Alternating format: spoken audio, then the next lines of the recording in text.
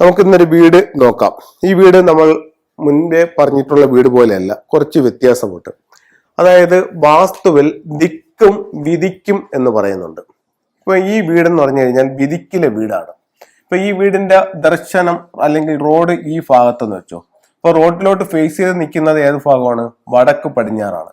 സാധാരണ ആണെങ്കിൽ എങ്ങനെ വരണം? പടിഞ്ഞാറ് വരണം.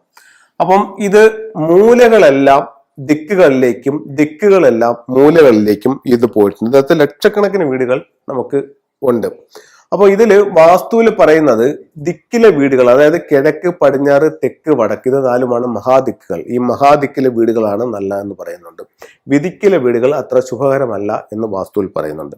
ഫെങ്ഷുയിൽ എന്താണ് പറയുന്നതെന്ന് വെച്ച് കഴിഞ്ഞാൽ, വിധിക്കിലെ വീടാണെങ്കിലും കുഴപ്പമില്ല, എൻട്രൻസിൽ നല്ല വാട്ടർ സ്റ്റാറും നല്ല മൗണ്ടൻ സ്റ്റാർ ഉള്ള ബെഡ്റൂം വരികയാണെന്നുണ്ടെങ്കിൽ നല്ല പ്രോസ്പെരിറ്റിയോട് കൂടി ആ വീട് മുന്നോട്ട് പോകുമെന്ന് നമുക്ക് ഫെങ്ഷുയിൽ പറയുന്നുണ്ട്.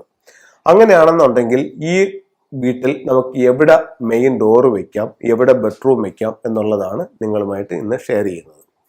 അപ്പൊ അങ്ങനെയാണെന്നുണ്ടെങ്കിൽ ഇതാണ് ഫ്രണ്ടേജ്. ഈ ഫ്രണ്ടേജിൽ നമുക്കുള്ള 3 ദിക്കുകൾ, ഒന്ന് വെസ്റ്റ്, ഒന്ന് നോർത്ത് വെസ്റ്റ്, ഒന്ന് നോർത്ത്.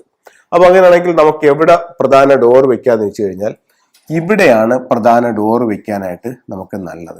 അതായത് പറഞ്ഞു കഴിഞ്ഞാൽ ഇതിൽ നമ്മൾ വാസ്തു നിയമങ്ങൾ ഒന്നും തന്നെ നോക്കുന്നില്ല, ഫ്ലൈങ് സ്റ്റാർ നമ്പേഴ്സിനെ മാത്രം ബേസ് ചെയ്തിട്ട് സംസാരിക്കുകയാണ്. 2 9 കോമ്പിനേഷൻ, ആ കോമ്പിനേഷനിൽ നമുക്ക് മെയിൻ എൻട്രൻസ് കൊടുക്കാം.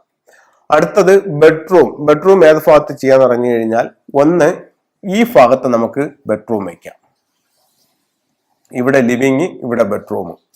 ഈ ഭാഗത്തും നമുക്ക് ബെഡ്റൂം വയ്ക്കാം, നല്ല മൗണ്ടൻ സ്റ്റാറിൽ ബെഡ്റൂം വയ്ക്കാം. അപ്പൊ ഈ 2 ഭാഗങ്ങൾ ബെഡ്റൂം, ഇവിടെ മെയിൻ ഡോർ വയ്ക്കാം.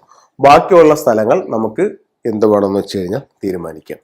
അപ്പം വാസ്തു പ്രകാരം ആണെന്നുണ്ടെങ്കിൽ നമുക്ക് ദിക്കുകളെ ബേസ് ചെയ്തിട്ടാണ് പറയുന്നത്. ദിക്കിലെ വീട് നല്ലത്, വിധിക്കിലെ വീട് കൊള്ളില്ല.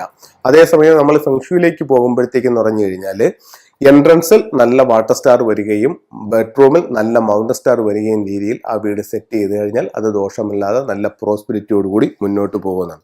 അപ്പൊ ഇതുപോലെ ഒരുപാട് വീടുകളെയും കൺസൾട്ട് ചെയ്തിട്ടുണ്ട്. ഇതുപോലെ എൻട്രൻസിൽ നല്ല സ്റ്റാറും ബെഡ്റൂമിൽ നല്ല മൗണ്ടൻ സ്റ്റാറും ഉള്ളതാണെങ്കിൽ വിധിക്കിൽ പോലും ഒരു ബുദ്ധിമുട്ടും ഇല്ലാതെ നല്ല രീതിയിൽ ആ വീട് മുന്നോട്ട് പോകുന്നുണ്ട്.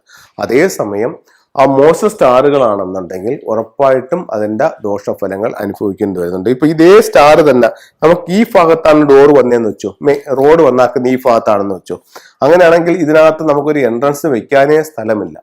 കാരണം എന്ന് പറഞ്ഞാൽ ഈ ഭാഗത്ത് നമ്മൾ എൻട്രൻസ് കൊണ്ട് കൊടുത്താൽ ഇവിടെ ടോട്ടൽ ലോസ് ആണ്, ഇവിടെ എൻട്രൻസ് കൊണ്ട് കൊടുത്താൽ ടെൻഷനാണ്, ഇവിടെ എൻട്രൻസ് കൊണ്ട് കൊടുത്താൽ അസുഖമാണ്.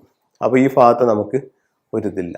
ഈ ഇങ്ങനെയൊക്കെ വരുന്ന വീടുകളാണെങ്കിൽ വളരെ നമ്മൾ കെയർ ചെയ്തില്ല എന്നുണ്ടെങ്കിൽ നമുക്ക് ഒരുപാട് ബുദ്ധിമുട്ടുകൾ ആ വീട്ടിൽ നിന്ന് അനുഭവിക്കേണ്ടി വരും.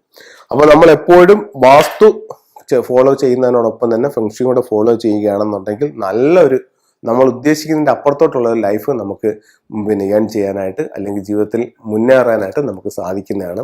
അപ്പോഴത്തേക്ക് എല്ലാം ഒന്ന് കറക്റ്റ് ചെയ്ത് നോക്കുക. വാസ്തുവിനോടൊപ്പം തന്നെ ഫെങ്ഷും കൂടെ അതിന്റെ ഫ്ലൈങ് സ്റ്റാർ നമ്പേഴ്സിനൂടെ ഒന്ന് കറക്റ്റ് ചെയ്ത് നോക്കുക. അത് സ്ഥലത്ത് തന്നെയാണോ നമ്മളുടെ ഡോറ്, ആ സ്ഥലത്ത് തന്നെയാണോ അവിടെ ബെഡ്റൂം ഒക്കെ ഒന്ന് ചെക്ക് ചെയ്ത് മുന്നോട്ട് പോവുകയാണെങ്കിൽ നല്ല പോസിറ്റീവ് ആയിട്ടുള്ളൊരു ലൈഫ് നമുക്കുണ്ടാവും. എല്ലാവർക്കും എല്ലാ ഐശ്വര്യങ്ങളും ഉണ്ടാവട്ടെ എന്ന് പ്രാർത്ഥിച്ചുകൊണ്ട് നിർത്തുന്നു. നന്ദി, നമസ്കാരം.